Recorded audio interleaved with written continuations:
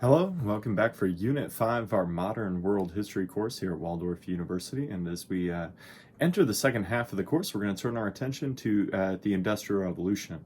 The Industrial Revolution is going to take off in Europe. That's going to be something you talk about a little bit in your essay that you have for your Unit 5 essay. And we're also going to talk about a little bit on the discussion board. So in this video, we're going to talk about both those things, as well as our skill this week, which is progress and decline. So last week we were talking about continuities and changes and how there are objective things in history that everyone can see, that things that are different or stay the same over the course of a historical situation. And once we have those things, we can start to pair that skill with our historical agency and contingency skill. If you think back to the second week of or the third week of the course, we talked about how individuals and groups shape historical outcomes and events. So if you've identified your historical agents, those groups and people that are really important, you can then take those continuities and changes and talk about for whom were the continuities and changes progress and for whom were they decline.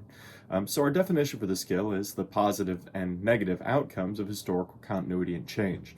A few different things to keep in mind here. First, we want to be really specific. That for whom part is important. Sometimes we can get caught into talking about very specific things and going, well, let's say civil rights is great for everybody. And it is, we look at it as a progress moving forward for humanity as a whole, and you could maybe specify that. But one of the things I want you to consider is that there's usually going to be somebody, I don't know if I've ever run into a historical situation where there weren't someone who viewed what was happening as a decline. For instance, back to our civil rights example we were just talking about, when the Montgomery bus boycott is successful in the 1960s, obviously it's progress for Martin Luther King Jr. But if you're a member of the KKK that opposed the kind of changes in the busing system or changes in segregation in the American South, it's decline for you. So that's one of the ways I think we can think about this. Another way we always talk about progress and decline here in my residential classes, where many of our students face-to-face are athletes here at Waldorf, is that when Waldorf wins, it's progress for us. When we win, it's decline for the other team, and vice versa. And so maybe that's a way to think about this as well. So I want you to use this skill over on the discussion board. You're going to talk about, I really like the question on the discussion board this week. We're talking about what did we gain or lose over the course of the Industrial Revolution, socially, technologically, all these different things as we kind of move into our modern society where we have mass culture and we have mass production, we have efficiency, we have people going to work in factories, we have an interconnected society that's continued to build into our present moment. I think we can see a lot of that beginning in the Industrial Revolution. I want you to think about what we've gained and what we've lost. We're kind of moving from a more agrarian, kind of a slower pace of life where people worked primarily in their homes. Even if you are a cobbler who makes shoes, you're still probably living above your shop. If you're somebody, you're a baker, you're probably working and living in the bakery. If you're a farmer, you obviously live on your farm.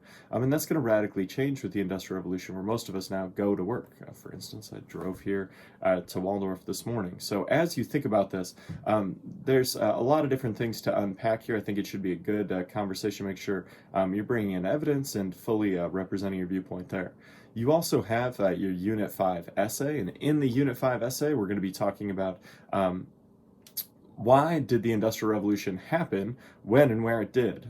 So you have 2 pages. We should be pretty familiar with the kind of standard guidelines, APA style, Times New Roman font, all those things. Don't be messing with the margins. I noticed a couple people doing that recently, where you're trying to make it like you aren't getting to 2 pages, and so you're gonna make the entire document thinner. I'm looking at a bunch of these in a row every single time. I'm going to notice. So just do the work as you're supposed to.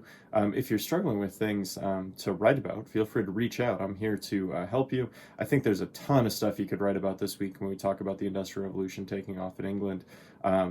Again, if you have questions, make sure you're reaching out. I'm here to help however I can. I think we're doing a really good job so far, and I look forward to the great work you're going to do this week. Good luck.